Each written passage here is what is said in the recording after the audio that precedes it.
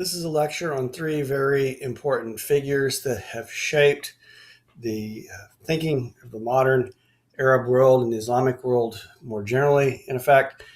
And their names are Al-Afghani, Faisal, and Rabbath. And we're going to be talking about all three of these together in the context of the pan-Arab movement, but also the pan-Islamist movement, with Al-Afghani being a key proponent of the pan-Islamic movement, and Faisal and Rabbath being linked more to the pan-Arab movement. This is only a very rudimentary lecture for those who are new to these ideas, and our intent here is merely to be presentational and to present the key ideas that some of these important thinkers had and how those ideas continue to shape debates in the history of many of the issues that continue to define what's taking place today in the Middle East. So just quickly to review, again, because I'm presenting this material for an audience that I perceive to be totally new to these ideas. Many of my students at Western Washington University have no background in any of the religions of the book, and so I apologize for those of you listening to this for whom a lot of this may seem rudimentary, but remember, this is intended to be for as broad an audience as possible, an American audience particularly. Now, in the year 2020, if we look at the global population, we can see that there are about 7.8 billion people in the world, and of that number, 2.38 billion are Christians, about half of whom are Catholic. Now, I would note that of that population, 12 to 15 million are Arab Christians. And so there is a significant number of Arab Christians in the Middle East and elsewhere. And many Arab Christians were part and parcel of the pan-Arab movement, such as Michel Aflaq, for instance, who was one of the early architects of the Ba'athist movement. Now, in the case of Islam, we can see 1.91 billion Muslims live today. And so if we look together at the figures of Christians and Muslims, we can see that it makes up more than half of the world's population. So this is one of the reasons why in my classes at Western Washington University, we review this material, because I consider it to be a matter of basic religious and cultural literacy to understand what's happening in the world today. When you consider how many people embrace one of these two religions, it's essential for those who are responsible citizens in the world today to understand certain basic components of these various religious faiths. Now, if we go down further on the list, we can see 1.93 billion atheists or agnostics, 1.16 billion Hindus, and so on. I won't read all of them, but I would have you note that in terms of Jews or those who had practiced some form of Judaism, 14.7 million. So it's a significantly less number. In fact, if we look again at our population of Arab Christians in the world, we can see there are about as many Jews in the world as there are Arab Christians, although most people tend to think of, in the United States, that is, of Arab people as being of Muslim origin, which is a false stereotype. But I would want to note here that if we look at the Muslim population, 3.15 million of the 1.9 billion Arab Muslims in the world or about 20%, I should say, of the Muslims in the world are Arabs. So the vast majority of Muslims in the world are not even Arabic, although the Islamic religion does originate in the Arabic world. So we're going to be particularly interested in the question of Arab identity politics in this lecture, and then a couple of other lectures I have that are related to this lecture. I have a lecture also on Michel Aflaq and Gamal Nasser, for instance.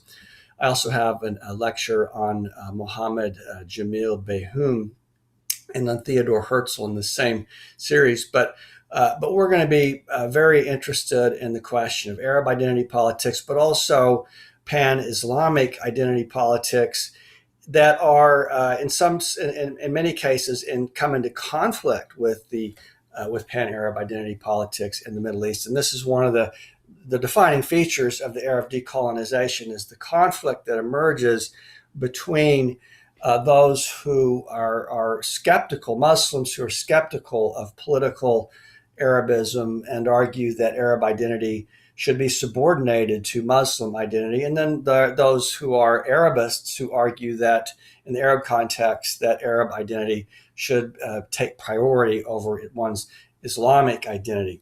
Okay, we're going to be exploring those issues. Now, first, I want to look at Jamal Al-Afghani, 1938 to 1897, who's considered to be the founder of Islamic modernism.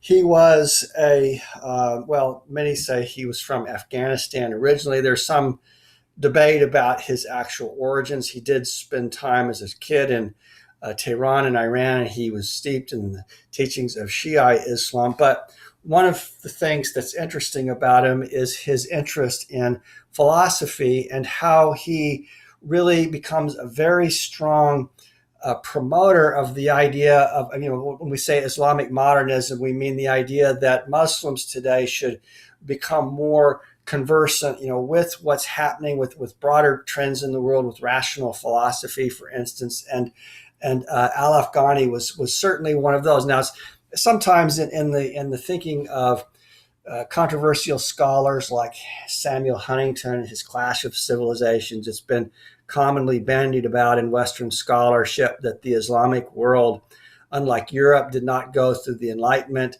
That's a common argument that you'll come across out there. I don't want to make any observations about that one way or another.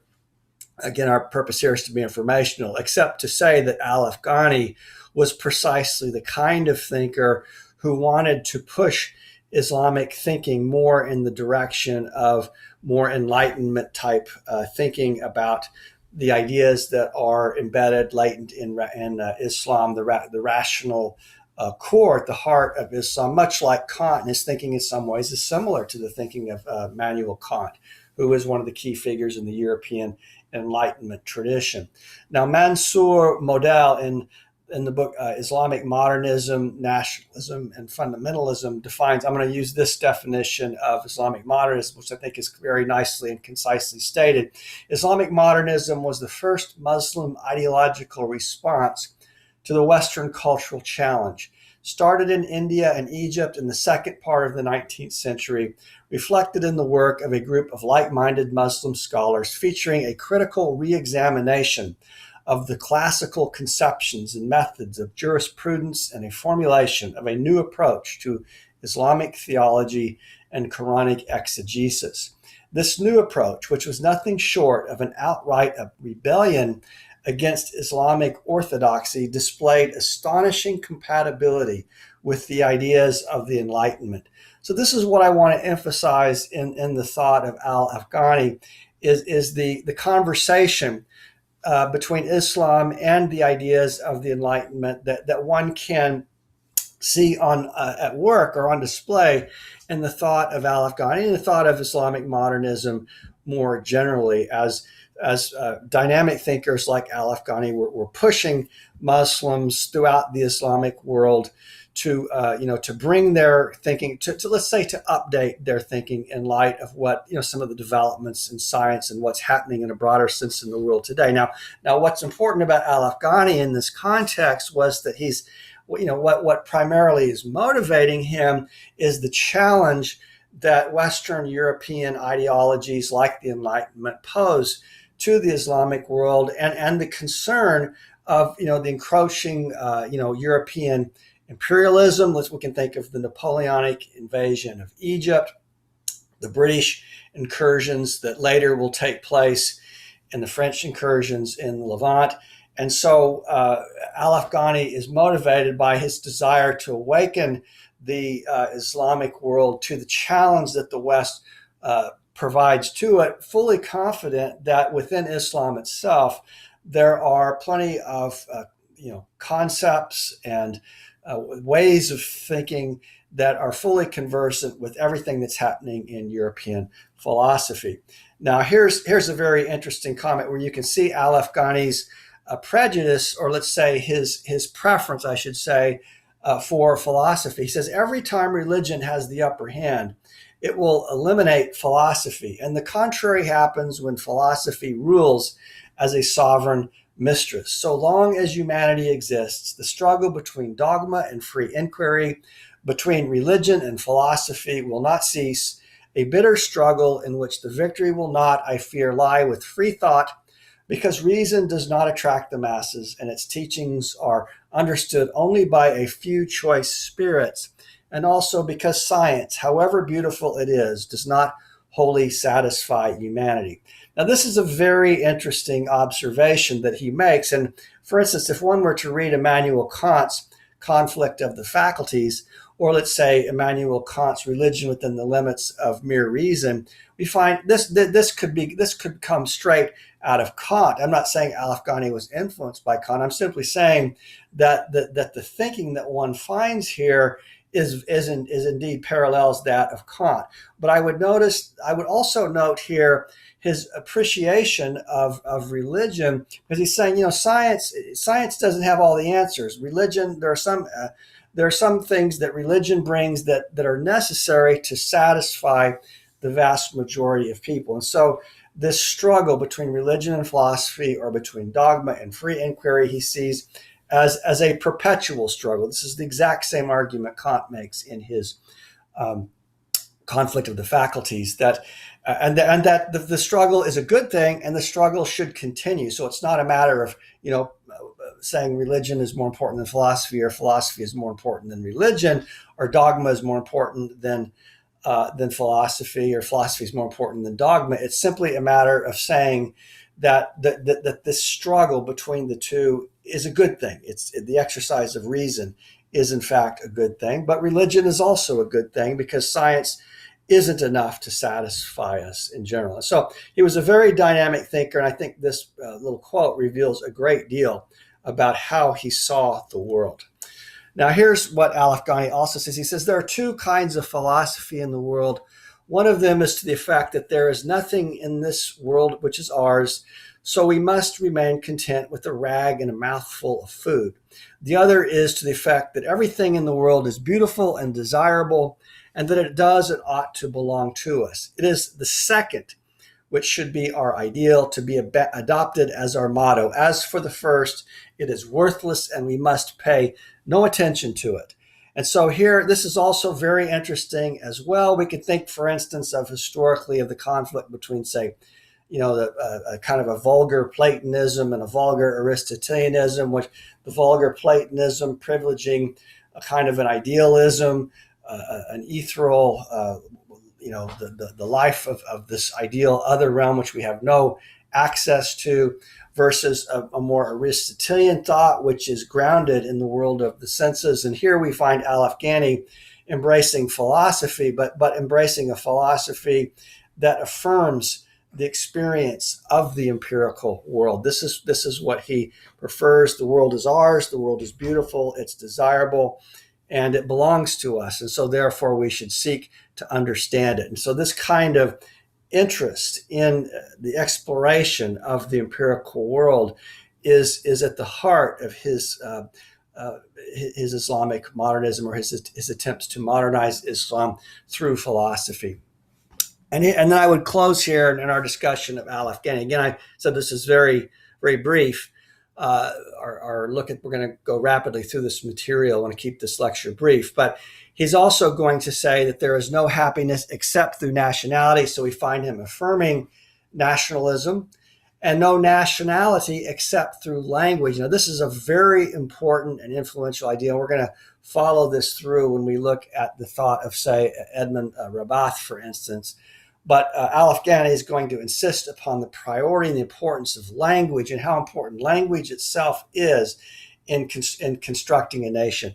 He says, men may change their religion, but not so easily their language. Hence, national unity based on a common language is both more powerful and more durable than one based in a common religion. That's a very provocative observation. It's grounded in a kind of a common sense view, but it's certainly true. It's very difficult to change your language. Not as difficult, he says, to change your religion. But in any case, it does underscore the importance of a common language in constructing a nation or in nation building. And he does affirm the project of nationalism itself, the idea of the nation state. Now, that is significant, let's say, in the context of those, like if we think of Islamists like Al-Qaeda and ISIS, who reject the very idea of the nation. Not so with Al-Afghani. He affirms the idea of the nation, and he says there can't be a nation except, or another way to say this, the only way you can build a nation is through a common language. And Arabic is a particularly powerful resource to that end, as we're going to see when we look at the ideas of Edmund Rabbath. All right. But before we go to Rabbath, I want to just briefly also take a look at the thought of Prince Faisal, the first, who lived from 1883 to 1933. Now, Prince Faisal was very important in the establishment of the Pan-Arab movement, or the development of an Arab identity-based politics and the affirmation of Arabism, or political Arabism, Pan-Arabism, in the context of the fall of the Ottoman Empire and the beginning of a new era in the Middle East. We could think of an Arab era, an era of Arab political autonomy after Turkish Ottomans ceased to exercise political hegemony in the region. And Faisal was at the heart of that, both in a military sense, but also in a philosophical sense as well. He was a very important thinker. Now, if we look at this map shows us what one might loosely construe as the Arab world. Now, obviously, there are, if we think of Morocco and Libya, Maghreb, for instance, Tunisia, these are states that have significant Berber populations. Same with Libya, and so it's not all homogeneous, obviously, but this is the world in which Arabs inhabit. So if we think of the Arab nations, these are the Arab nations of the world that Faisal is speaking to and addressing. Here is a picture of Faisal during the period before the British period of the British Mandate, when the British gained control of what was called, later comes to be called, Transjordan. Faisal was a very important player in that movement, again, not just in a philosophical sense, but also in a political sense as well. Now, this map shows you where the Ottoman Empire was, ruled by the Turks. They had, and it's a very old empire. For many, many years, they loosely controlled this region. It wasn't a modern nation state in the way that we think of it, but it was under the control of the Turks, of the Ottomans. And so Faisal was one of those figures who helped unite the Arabs to rise up against Turkish control, so that the Arab peoples of the region could take their own political future into their own hands. Now, one of the issues that was involved in this was the engineering, in effect, or the construction of a coherent Arab identity, or Arab identity politics that went beyond the ways of thinking about identity that were essentially tribal in the region. Now, this struggle, this very interesting political moment in history, was, in effect, immortalized in a popular film by David Lean called Lawrence of Arabia. There you can see on the left, you can see Faisal and the historical Lawrence. And then you can see in the film Alec Guinness playing the role of Faisal, and sorry, I can't remember the name of the blonde-headed actor in the film Lawrence of Arabia. And so I would, it's of course, it's not completely historically accurate, but it does give you a dramatic rendition of this conflict and the importance of Faisal in it. Now, here's what Faisal said. He says, "We Arabs are one people before being Muslims, and Muhammad is an Arab before being a prophet. There is neither minority nor majority among us, nothing to divide us. We are one body. We were Arabs even before the time of Moses, Muhammad, Jesus, and Abraham." Now, he said this in 1919. It's a very interesting comment.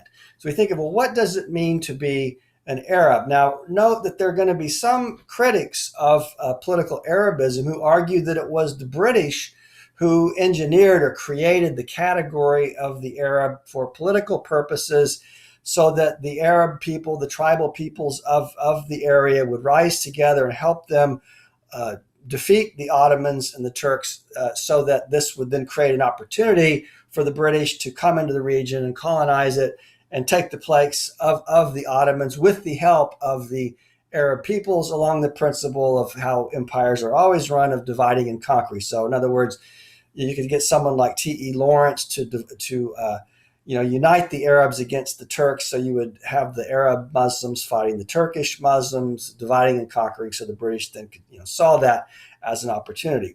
Faisal very unambiguously affirmed the idea of the Arabs. Faisal was not a British person. He was an Arab, and he believed in the idea of the Arab, and which not as a British construction, but as a indigenous idea. He himself, again, was an Arab, and he said, whatever Arabs are, they were there before Muslims. They were there before Muhammad. They were there before even Abraham.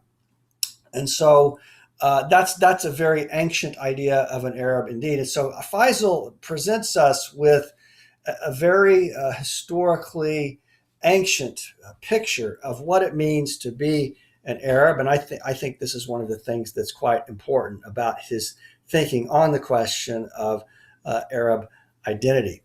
Here's Faisal again. This is in Faisal in 1939. He says, the Arabs existed before Islam and before Christianity.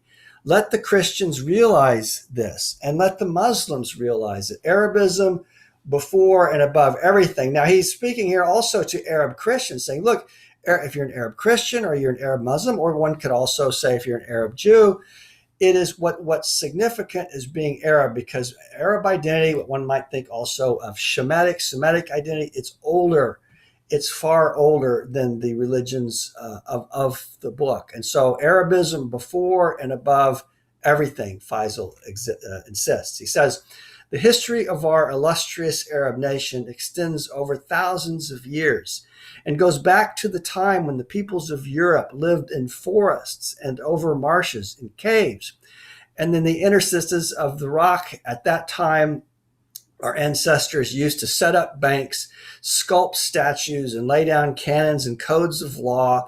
They invented then the first principles of medicine, geometry, astronomy, the alphabet, and the numerals. And indeed, this is true when we think about the oldest cultures of the world, some of the oldest, most ancient civilizations in the world, and the development of alphabetic literacy, geometry, algebra, which is, of course, an Arabic invention as well, that all of these complex cultural civilization, indicators of civilization, laws, the Code of Hammurabi, for instance, one of the oldest legal codes in the world, all of this was already taking place at a time when European people lived in forests and marshes, he insists. So he wants to not only underscore the ancientness of Arab civilization, but the richness and depth of that civilization and culture as well. He says, consider the histories of the Semitic empires formed in the Fertile Crescent, the Chaldean, the Assyrian, the African, the Pharaonic, and the Carthaginian. All these things must persuade us that the civilizations of the world at the present time are based on foundations laid by our ancestors. These empires and their dependencies are all our property. They are of us and for us. We have the right to glory in them and to honor their exploits. All right, so it's a wonderfully affirmative idea of Arab identity, and one that is certainly all encompassing and a basis for Faisal to build a strong Arab identity politics movement upon. Now, Edmund Rabbath wrote an essay called The Common Origins of the Arab that was published in 1939. He lived from 1902 to 1991. And one of the reasons why I wanted to bring him into this discussion as well was because Rabbath's genius perhaps was that, like Al-Afghani, he really understood the importance of the language question, the question of the Arabic language with relation to the project of Arab nationalism and Arab identity politics. And so we're going to find in the case of Rabbath, we're going to find him preferring to emphasize the question of Arab language over and above the question of Arab race. Now, this is an important move that he makes, because if we can think, for instance, of, say, regressive nationalisms like Hitler's Third Reich in Germany, completely based on questions of racial identity. More progressive identity politics movements or national movements tend to emphasize the question of who speaks the language rather than what one's actual ethnic composition is. And this is the move that Rabbath makes as well. So we find him at the beginning of his essay saying it is rash to bring forward the idea of the unity of the Arab race at a moment when scholars agree in accepting the disappearance of ideas of pure races. In spite of the fact that the argument from the unity of the race favors the Arab nation, we would prefer, instead of the term race, the more generic term origin, that is, Arab origin, or if it is preferred, Semitic origin, which is the same thing. Now, that's a quite interesting observation that the Semitic is for him synonymous with Arab. Now, remember, Shem was one of the three sons of Noah, Shem, Ham, and Japheth. And so we think of what does it mean to be an Arab? A Semite is someone that would come from that lineage, if you put it in terms of biblical mythology or genealogy. So they're synonymous with him, but he doesn't want to emphasize racial essentialism, which particularly the kind of racial essentialism that emerges in Europe in the 19th century with figures like Gobineau, which is based on a racial essentialism. So he's bracketing that off. He's saying we're going to talk about origins, not racial identity. And he's going to go further than that and say racial unity is not essential to national existence. Now, note in the context of the Arab world, you have a significant number of minorities as well, like the Armenians, like say in Jordan, or the Circassians, people who are not necessarily Arabic, but who embrace Arabic culture. And so it's not for Rabbath, a matter of one's racial identity in any sort of metaphysical essentialist sense. It is rather the question of, the language that one speaks. Now, he's going to say this. He's going to quote Renan, the famous philosopher Renan, who says, "A nation is a soul, a spiritual principle, or a plebiscite." Now, what? And there's Renan that says the existence of a nation is an everyday plebiscite. Now, that means a kind of a vote, an affirmation. We could even say a saying of yes, an articulation or an affirmation of the social contract.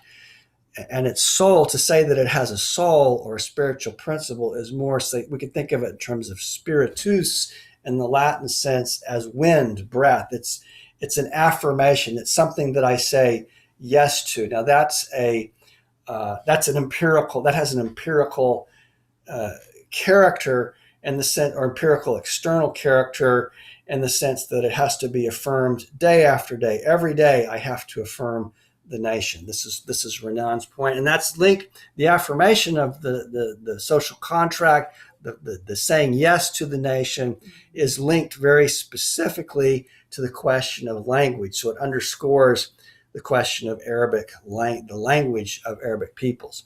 And here's Rabbath: spoken and written language, I'm adding that for clarification, is a constituent of Arab civilization. This is the national factor par excellence.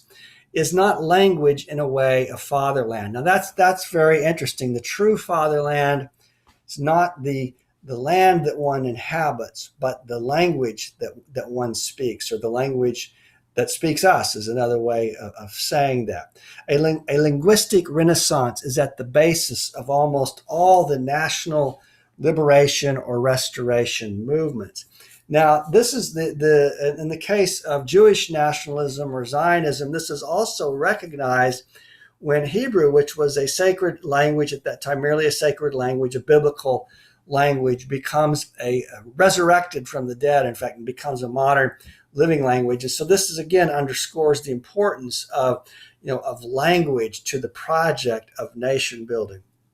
And Rabbath is fully aware of this.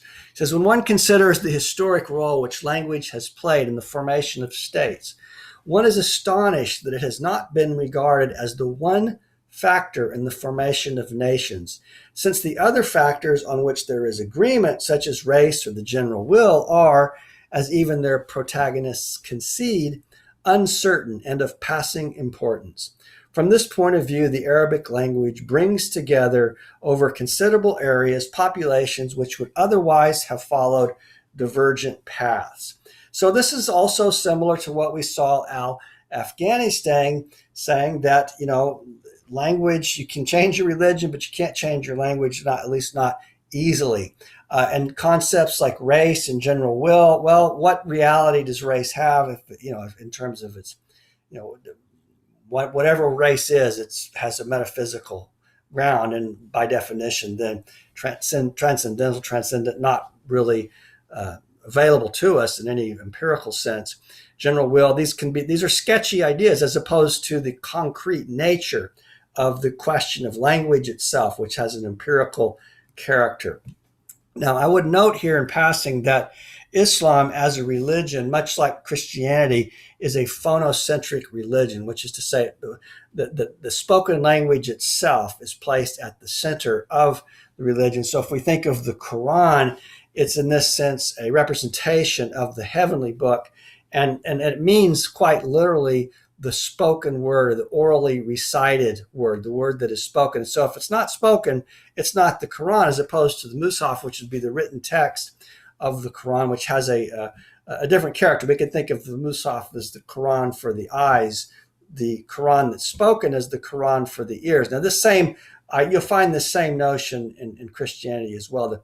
The idea that the spoken language has a certain priority over written language as well. So we find Rabbath affirming this notion as well. And he's going to say, from this point of view, the Arabic language brings together over considerable areas populations which would otherwise have followed divergent paths.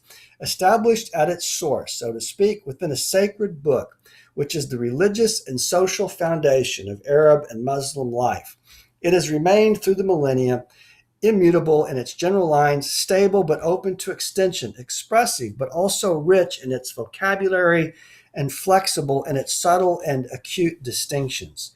Now, I would note here too that this view that he articulates was also affirmed by many Arab Christians as well, that it is precisely, as one might say, the miracle of the Quran, the fact that, from at the time of Muhammad, who was himself not literate, the Arabic language suddenly, comes to life at a particular moment in history, and it also, in doing so, it preserves the language in a particular kind of way that is relevant not only for Muslims but for Christians, for Jews, indeed for all people who live in a context where the Arabic language is spoken. The Quran is an anchor for this language.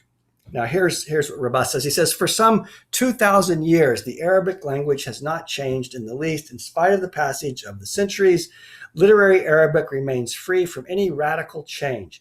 If contemporary style is different from that of the Quran, the language remains the same. Popular Arabic speech is always being nourished at the source of the written language, which is, of course, the Quran. It is true that the action of time and distance might, in the long run, subject regional dialects to a divergent development, which would increase their distance from the original trunk. So he's speaking of here how, for instance, in different parts of the Arabic-speaking world, it's true that there are regional variations on how the Quran, how Arabic is spoken, but for Arabic speakers, they're not all that significant. Because the Arabic language has, in a way that's perhaps not true of any other language in the world, this foundation, which is the Quran, which prevents it from fragmenting. And Rabbath's going to use the example of Europe very specifically of a civilization in which languages did fragment, go into very many different directions because it lacked that particular kind of anchor. And let's see what he says. He says, this is the case with existing European languages, which are derived from two or three fundamental languages, Some of them, such as Greek and Latin, are dead, and the others, such as the various dialects of the barbarian tribes of the 5th century, are forgotten. But thanks to the Quran, the Summa of the principles of right speech, Arabic has been spared this degeneration. The protective works with which the prophets surrounded it, the prohibition to translate it, its daily reading by the believers, the scrupulous respect in which its intangible form is held, have preserved it eternally against the treachery of time and the ignorance of men. Now, this is not, I think objectively speaking, if one looks at what he's saying, this is simply factual.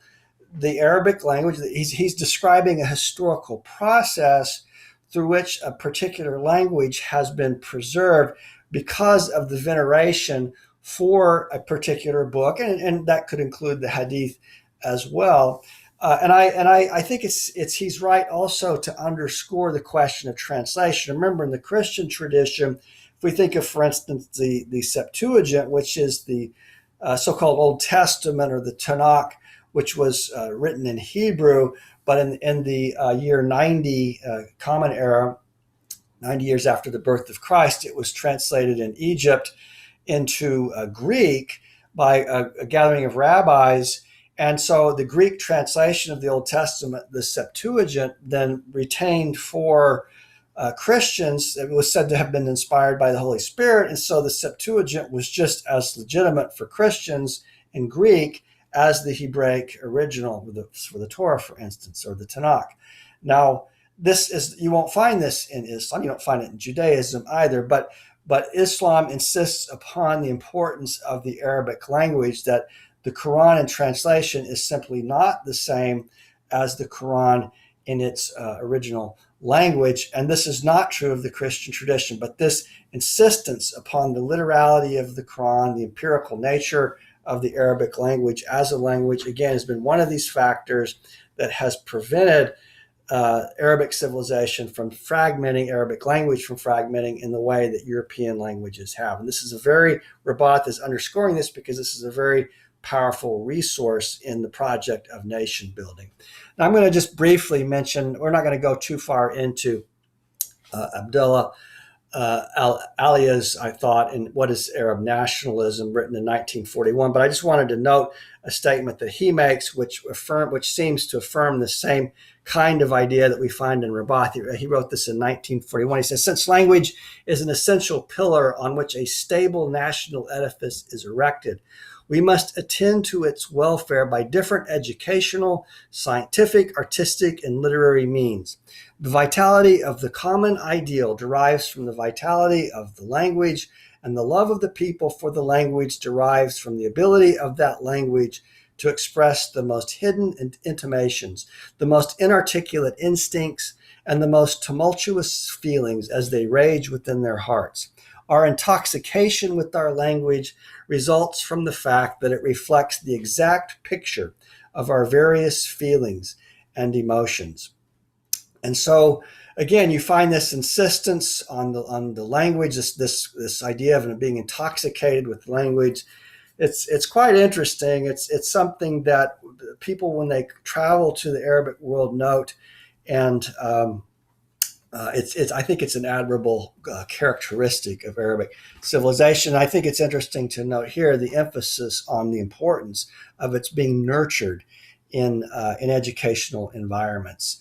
Much like, let's say, for instance, this course is being taught in the context of an English department, which is centered on the question of the English language itself, and this idea is also being emphasized here. And here's Rabbath. He says, it is a significant symptom that there is not and never has been a Syrian, Iraqi, or Hijazi literature. Everywhere there is only one Arabic literature, inspired from the same genius, having its roots in the same thinking, in form or written text, and substance, let's say aspirated breath, is one way of thinking of that. It has the same physiognomy, almost totally free from the autochthonous modifications, or he means by that the modifications that original inhabitants prior to the coming of Islam in the region might have made it. The Arabic language remains intact, wherever it goes, and it is impervious to what's happening locally. Now, This perhaps isn't true everywhere. I mean, for instance, we could think of the Ajami tradition in Senegal, the Mourdia, and the importance of Wolof in that tradition. But generally speaking, this is a very valid point that Rabbath makes. Here's Rabbath. We'll conclude on Rabbath with this note. He says, people have spoken of the Greek miracle. With greater awe, they might remember the Arab miracle, the miracle of Arabic, the survival of which today produces its political effects. So Rabbath was certainly well attuned to the importance of the Arabic language and its role in nation building. So I'll stop there with that note. Now, I have one more lecture in the series on Arab nationalism, Arab identity politics, and its relation to pan-Islamism. And that will be a lecture on Aflek and Nasser, which will precede this one. Follow this one.